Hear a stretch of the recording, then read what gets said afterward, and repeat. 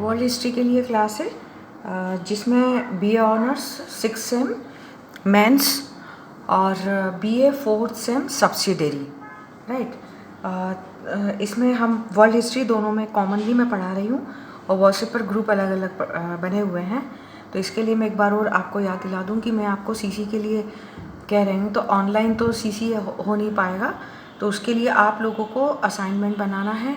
जो आपको world history का पेपर दिया गया है सब्सिडरी वालों और मेंस वालों के लिए, तो अपने अपने पेपर के, जैसे वर्ल्ड हिस्ट्री पेपर है तो इसमें जो पूरा सिलेबस कवर हो रहा है 5 यूनिट, इसमें से आपको जो भी अच्छा टॉपिक लगता है, जैसे इंडस्ट्रियल रिवॉल्यूशन है, साइंटिफिक रिवॉल्यूशन है, और जैसे अभी पढ़ रहे हैं चार्टिस्ट मूवमेंट है, अमेरिका रिवॉल्यूशन है, American revolution, Napoleon Bonaparte, Napoleon third, Vienna congress, Austria, Castlereagh, policies, और इसमें आपको जैसे मैटरनिक भी ले सकते हैं। आप कोई भी आप एक टॉपिक चूज़ कर लीजिए और उसमें आप जो है मुझे 10 पेज, 5 पेज भी लिखेंगे तो भी चलेगा, 5 से 8 पेज होना चाहिए। और वो मैं आपको मेल एड्रेस अगली स्लाइड में लिख करके दे दूँगी या अपने जो व्हाट्सएप ग्रुप में बता दूँगी।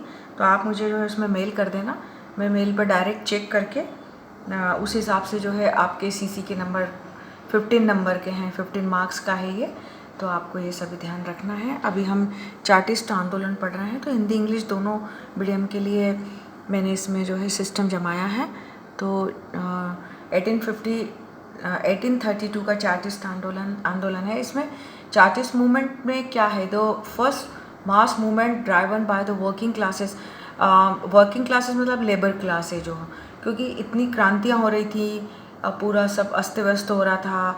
तो इसमें आप देखते हैं कि हमने अभी इतनी सारी क्रांति पढ़ ली है, अमेरिका की क्रांति पढ़ी है, फ्रांस की क्रांति, और सबसे पहले तो हम भारत में ही देखेंगे 1857 का जो युद्ध हुआ था, स्वतंत्रता संग्राम हुआ था। फिर तो इतनी सारी क्रांति के अंतर्गत हमने क्या नोटिस किया, हमने क्या देखा, अंत में जो एकदम जो बिलो क्लास रहती है, जिसको हम कहते हैं वर्किंग क्लास या लेबर क्लास कहते हैं या मजदूर कहते हैं, जिनकी की जो आर्थिक स्थिति से पूरा उनका अर्थतंत्र एकदम टूट जाता है। वो हर तरीके से उनको पॉलिटिकल प्रेशर भी रहता है और इकोनॉमिक प्रेशर भी रहता है और समाज में वो अपना स्थान भी नहीं बना पाते हैं। और हर प्रकार से, जैसे अभी आपदा आई है, तो अभी के कंडीशन में भी हम लोग जो है कंपेयर कर सकते हैं कि सबसे ज़्यादा भुगतान जो है मजदूर वर्ग को करना पड़ता है। तो वहाँ पर भी ऐसी वर्किंग क्लासेस हर जगह हर देश में ही रहती हैं। तो इसलिए ये आंदोलन की आवाज़ जो है मध्यम वर्ग ने उठाई थी, इसको सपोर्ट किया था। So this 1832 reform act to extend the vote beyond those owing property.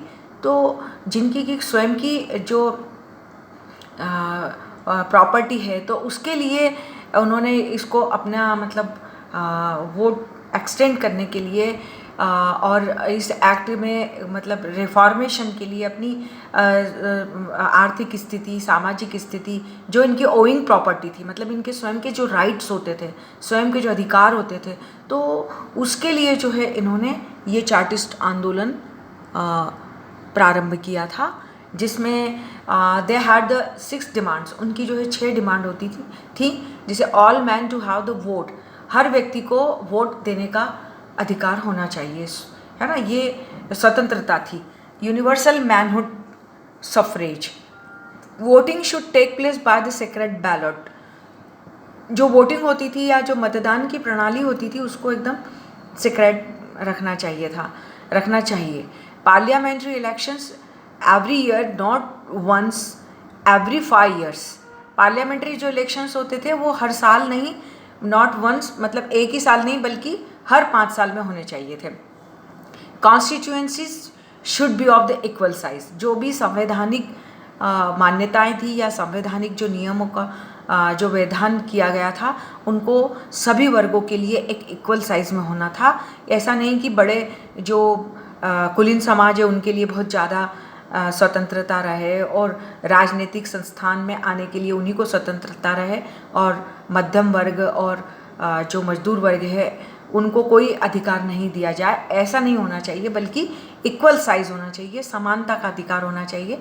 Members of parliament should be paid, जो भी पार्लियामेंट के जो सदस्य होते थे उनको एक निश्चित रूप से पेमेंट दिया जाना चाहिए। The property qualification for becoming a member of parliament should be abolished, इस प्रकार का जो है पूरा समाप्त हो जाना चाहिए था। The property of qualification for becoming a member of parliament, मतलब उनके लिए कोई क्वालिफिकेशन की जो कि भाई जो पार्लियामेंट मेंबर है तो उनके लिए कोई क्वालिफिकेशन रखी जाए, तो उसके लिए जो है वो समाप्त कर देनी चाहिए थी। अब यहाँ पर भी समझ लो कि क्या हुआ था, नेपोलियन जब हार गया था तो इंग्लैंड की कठोर और उग्र नीति थी, है ना, तो उसके कारण देश बहुत ही निर्धन हो गया था, क्योंकि नेपोलियन इधर पूरा मतलब कि उसकी पराजय हो गई थी, ठीक है ना, 1814 में। और फिर इधर क्या हुआ था कि इंग्लैंड ने बहुत ज़्यादा मतलब अपनी जो पॉलिसीज ने पूंजीवाद का जो नियम उसने किया था, कैपिटलिज्म का, तो उसके कारण क्या हुआ था कि पूंजीवाद तो मालूम है आपको कि अमीर और अमीर होते गए और गरीब और गरीब होते गए, तो वहाँ पर क्या हुआ था, निर्धन बहुत मतलब गरीब तबका हो गया था, और कारीगर जो क्राफ्ट्समैन होते थे, दस्तकार होते थे, तो उनकी उपेक्षा होने लगी थी, और मजदूर वर्ग, किसान वर्ग, ये कई समय तक इनको जो है बहुत सारी कठिनाइयों का सामना क्यों करना पड़ा, क्योंकि रोजगार की कमी हो गई, वेतन भी कम दिया जाता था, और अनाज जो है बहुत बड़े ऊंचे भाव में मतलब दिया जाता था, तो इससे क्या है कि वो लोग नहीं खरीद पाते थे, तो निर्धन सहायता कोष में भी उनको जो है सहायता नहीं मिलती थी। सो दिस इन्होंने क्या किया कि 1839 में अपना एक चार्टिस्ट पिटिशन एक दायर किया, मतलब लगाया, जिसमें हाउस ऑफ कॉमन्स में जो है इन्होंने प्रेजेंट किया। तो लगभग जो है 1.5 मिलियंस जो थे, 1.25 मिलियंस, 1.25 मिलियंस हस्ताक्षर हुए उनके फेवर में, और इस प्रकार का प्रावधान जो है पिटीशन 1839 में पेश किया गया, मतलब प्रस्तुत किया गया। इट वॉज रिजेक्टेड, पार्लियामेंट ने उसको रिजेक्ट कर दिया। क्यों रिजेक्ट कर दिया? क्योंकि उन्होंने सोचा कि ये तो हमारे अधिकार छीने जा रहे हैं, इसलिए उनको अधिकार नहीं दिए, और उन्होंने इस सारे जो हस्ताक्षर आंदोलन चलाया था, सिग्नेचर मूवमेंट, उसको रद्द कर दिया कि ये हमारे अधिकार छीने जाएंगे और ये जाली हस्ताक्षर है। इस तरह से उन्होंने ये लगा करके आरोप लगा करके उसको रद्द कर दिया। This provoked unrest which was swiftly crushed by the authorities. And 1832 में जो पार्लियामेंट के सुधार कानून ने, फिर बाद में मतलब और भी अपन इसमें डिस्कस कर रहे हैं कि पार्लियामेंट के सुधार कानून हुए, तो उनको ये था कि पार्लियामेंट ने जो सुधार कानून बनाए हैं तो इस वर्ग के इम्प्रूवमेंट के लिए उसके अंतर्गत कोई व्यवस्था नहीं की गई थी। जब सुधार कानून 1832 में पास किया गया तो उसके मजदूर वर्ग के लिए कोई भी ऐसा प्रावधान नहीं था जिससे कि उनका विकास हो सके। और व्यापार की बहुत सारी यूनियन के संगठन बने हुए थे, तो उनकी स्थिति को सुधारने के लिए 2 लोग आगे आए थे, जैसे रॉबर्ट ओवेन था, तो उसका प्रयास भी असफल रहा। तो ऐसी स्थिति में जो है फिर जो मजदूर लोगों को सपोर्ट कर रहे थे, तो उन्होंने सोचा कि अब उनके विचारों में और प्रबलता आने लगी। फिर उन्होंने सोचा कि पार्लियामेंट की सदस्यता और निर्वाचन के अधिकार पाए बिना उनकी मुक्ति संभव नहीं। मतलब सबसे पहले यदि उनका फेवर करना है तो निर्वाचन के अधिकार आने चाहिए पास में। और फिर इस उद्देश्य से 1836 में लंदन वर्किंग मेंस एसोसिएशन की स्थापना हुई, जिससे कि 2 वर्षों में इनके समर्थकों की संख्या बढ़ गई। किसके? मजदूरों के वर्ग की संख्या बढ़ गई, क्योंकि वो सिलेक्ट होकर के, निर्वाचित होकर के जाने लगे। फिर बाद में सेकंड पिटीशन जब प्रेजेंट किया गया मई 1842 में, तो 3 मिलियन लोगों ने फिर से साइन किया, but again it was rejected and further unrest and arrest followed. उन लोगों को जो है बंदी भी बना लिया गया। फिर 1848 में एक थर्ड और फाइनल पिटीशन प्रेजेंट किया गया, जिसमें कि कैनिंगटन कॉमन जो साउथ लंदन का था, वो उसने चार्टिस्ट मूवमेंट को संगठन ऑर्गेनाइज किया, संचालित किया। लीडर था the most influential being Feargus O'Connor, editor of the Northern. एक कोई पेपर था, न्यूज़पेपर, उसका ये एडिटर था, जो चार्टिस्ट कास्ट को उसने जो है न्यूज़पेपर के जरिए जो है इस आंदोलन को बढ़ाने में जो है बहुत ज़्यादा आगे अग्रणी रहा ये। और इस तरह से पार्लियामेंट के सुधार कानून, ये स्लाइड डबल है। सो अभी अपने पढ़ा था कि जो चार्टिस्ट आंदोलन जो था, इसमें 2 सदस्यों ने इसमें ज़्यादा से ज़्यादा जो है मतलब कि इनिशिएटिव काम किया था, लोवेट और फ्रांसिस प्लेस। पीपुल्स चार्टर जो है नाम एक प्रकाशित किया, प्रजा के अधिकार में एक पत्रक जो था वो पब्लिश किया, पीपुल्स चार्टर, जिसमें जो है एडल्ट वोटिंग को, गुप्त मतदान को, पार्लियामेंट के वार्षिक निर्वाचन, जो अपन ने 6 अब जो पढ़े थे ना पहले कि क्या क्या मांग थी, what are the demands of the in the 1832 chartist, जो इसके अंतर्गत क्या क्या मांग थी, तो वो सारे मांग पत्र यही थे कि व्यस्त मताधिकार, गुप्त मतदान, पार्लियामेंट का वार्षिक निर्वाचन, सदस्यों को वेतन दिया जाए, संपत्ति पर आधारित मतदान की योग्यता को समाप्त कर दिया गया और समान निर्वाचन मंडल। ये 6 बातों की मांग अपन इंग्लिश में एक बार पढ़ चुके हैं। तो सरकार से इन मांगों को मनवाने के लिए इंग्लैंड में एक ज़बरदस्त आंदोलन हुआ। इसी को हम जो है चार्टर आंदोलन कहते हैं, और ये आंदोलन चार्टरवाद आंदोलन या चार्टिस्म के नाम से प्रसिद्ध है। इस बात को याद रखना, ये स्लाइड सबसे महत्वपूर्ण है। जैसे हिंदी वाले जो हैं तो अपन ने इंग्लिश में पढ़ा था, ये हिंदी में पूरा आ गया। 6 क्या बातें थी चार्टिस्ट आंदोलन के अंतर्गत? वयस्क मताधिकार, दूसरा सेक्रेट बैलेट, गुप्त मतदान, पार्लियामेंट का वार्षिक निर्वाचन, ठीक है ना, सदस्यों का वेतन और संपत्ति पर आधारित मतदान योग्यता की समाप्ति। मतलब संपत्ति जिसके पास ज़्यादा होगी उसी को मतलब मतदान की योग्यता मानी जाएगी। तो इस बात को जो है समाप्त कर दिया, नहीं तो फिर गरीब तबका मतलब कि कर ही नहीं सकता, मतदान की योग्यता ही नहीं होगी उसे, अमीर ही अमीर जो है वोटिंग करेंगे। तो इस चीज़ को समाप्त करने की डिमांड की गई। और समान निर्वाचन मंडल, ये 6 बातों की डिमांड रखी गई थी जो चार्टिस्ट आंदोलन के अंतर्गत, और इसी का नाम जो है चार्टिस्ट आंदोलन या चार्टिस्ट मूवमेंट कहलाता है। इसके अंतर्गत क्या गया है? सार्वजनिक सभा, व्याख्यान, प्रचार समिति, प्रकाशन, समाचार पत्र आदि सभी जुलूसों आदि सभी के माध्यम से इस कार्य को आगे बढ़ाने या चार्टिस्ट मूवमेंट को आगे बढ़ाने के लिए क्योंकि उपयोग किया गया। जगह जगह पर सार्वजनिक सभाएं होने लगी, व्याख्यान होने लगे और प्रचार समितियां बनाई गई, बहुत न्यूज़पेपर में प्रकाशित होने लगे नए नए प्रकार के आलेख और समाचार पत्र, फिर जुलूस भी निकाले जाने लगे। तो इन सभी कार्यों का उपयोग इस चार्टिस्ट आंदोलन के लिए किया गया। और हर देश के से मांगों के समर्थन में हस्ताक्षर जो साइन सबके हुए थे ना, जैसे 1.25 मिलियन हस्ताक्षर जो है पेश किया गया था पार्लियामेंट में, तो सभी देश के मांगों के समर्थन में, क्योंकि मजदूर वर्ग हर देश में होता है, तो उनके हस्ताक्षरों का संग्रह किया गया।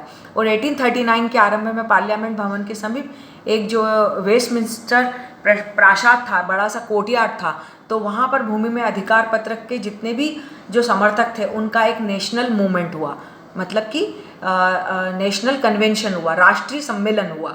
एक सेमिनार होता है उस प्रकार का राष्ट्रीय सम्मेलन हुआ और लगभग जो है 12,25,000 व्यक्तियों ने हस्ताक्षर किया। वही 1.25 मिलियन लोगों ने हस्ताक्षर सहित पार्लियामेंट की स्वीकृति के लिए इसको भेज दिया गया। फिर पार्लियामेंट में जो अभिजात्य वर्ग, मतलब जो कुलीन वर्ग होता था, संपन्न वर्ग होता था, तो उन्होंने इस मांग को उग्र मांग समझी और उसको स्वीकार नहीं किया आपने, क्योंकि उनके अधिकारों का खात्मा हो रहा था, इसलिए उन्होंने इसको रिजेक्ट कर दिया। और पार्लियामेंट ने प्रजा का आवेदन अस्वीकृत कर दिया। और इससे क्या हुआ, मजदूर वर्ग जो है इस सरकार के निर्णय से बहुत उग्र हो गई और इसके विरोध में सभा हुई, हड़ताल हुई, तोड़फोड़ हुए, दंगे हुए, बर्किंघम और शेफील्ड, न्यू काउंसिल आदि कई स्थानों पर उपद्रव हुए। मजदूरों ने हर प्रकार से मतलब आग जलाई और इस तरह से जो है उपद्रव किए, और सरकार ने उपद्रवों का कठोरतापूर्वक दमन किया और जिनको कि आजीवन कारावास दंड दिया, किसी को प्राणहरण के दंड दिए गए। इस तरह से पूरा आंदोलन, क्रांति का तो दमन होता ही है और इस प्रकार आंदोलन को भी रोका ही जाता है। आप भारतीय क्रांति या अपने यहाँ पर जो स्वतंत्रता संग्राम हुआ था उससे इसको कंपेयर कर सकते हैं, किसान आंदोलन से भी कंपेयर कर सकते हैं जो पीजेंट मूवमेंट हुए थे। और मांगों की पूर्ति के साधनों के लिए संबंध में 2 दल हो गए, एक लोवेट का हो गया और दक्षिण प्रांतों के समर्थक का हो गया। संवैधानिक और शांतिमय उपायों के पक्ष में थे, है ना। और आयरलैंड के जो ओकोनर थे वो उत्तरी प्रांत के अनुयायी उग्र थे और हिंसात्मक उपायों को भी काम में लाना चाहते थे और तोड़ फोड़ के इन कार्यों में इनका पूरा सहयोग था। इस प्रकार से सतर्कता और तैयारी के कारण इनके प्रयत्न असफल हुए, आंदोलन पूर्ण रूप से समाप्त नहीं हुआ और 1842 में एक दूसरा आवेदन पार्लियामेंट में भेजा गया और वो भी वैसा ही रिजेक्ट कर दिया गया। बाद में फिर 1842 के बाद में ये आंदोलन शिथिल हो गया। और लेकिन इस आंदोलन को साथ देने वाले मध्यम वर्ग के बुर्जुआ लोग जो है इनका सपोर्ट किया, समर्थक थे और सरकार की नीति की उन्होंने बहुत उपेक्षा की और इस तरह से पार्लियामेंट में कानून को रद्द करने के प्रस्ताव बहुत सारे लाए गए और 1845 में आयरलैंड के वहाँ पर आलू का अकाल हुआ और मजदूर वर्ग की भी दयनीय स्थिति हो गई। तो अनाज के संबंध में जो कंजर्वेशन की जो पॉलिसी थी तो उसके कुछ समर्थकों ने मत परिवर्तन करने के लिए उन लोगों को बाध्य किया। फिर 1846 में पार्लियामेंट ने अनाज का कानून रद्द कर दिया और अनाज के आने की सुविधा से मजदूरों और किसानों की भी स्थिति में कुछ सुधार हुआ और मताधिकार से भी वे वंचित थे। इसलिए ओकोनर और उसके समर्थक अधिकार पत्र की मांगों की चर्चा करते ही रहते थे और इस बीच ओकोनर पार्लियामेंट का सदस्यों का भी निर्वाचन हो चुका था। इस तरह से रानी विक्टोरिया और उनके जो हस्बैंड थे उन्होंने आंदोलन के प्रबल विरोधी वेलिंगटन के ड्यूक के आवेदन में इनके भी हस्ताक्षर थे। वो पार्लियामेंट ने आवेदन को कोई महत्व नहीं दिया। इस बार असफलता के बाद आंदोलन यहीं समाप्त हो गया और जो चार्टिस्टवादी थे, जितने भी चार्टिस्ट थे, उनकी मांगों के सिद्धांत बिल्कुल भी सारहीन थे, यूजलेस थे और इस तरह से इनकी मांगों की स्वीकृति बिल्कुल भी संभव नहीं थी। तो वही रिजेक्शन की बात की गई है और परंतु बहुत बाद में जाकर के फिर इनकी कुछ मांगों को उन लोगों ने जो है मतलब कि जो है एक्सेप्ट किया। जैसे अपन ने यहाँ नहीं पढ़ा, 1848 में यूरोप के कुछ देश में जो क्रांतियाँ हुई थी तो नया आवेदन भेजने के लिए वापस हस्ताक्षर संग्रह कराए गए और फिर बाद में जो है ये धीरे से इसको एक्सेप्ट कर लिया गया। Thank you.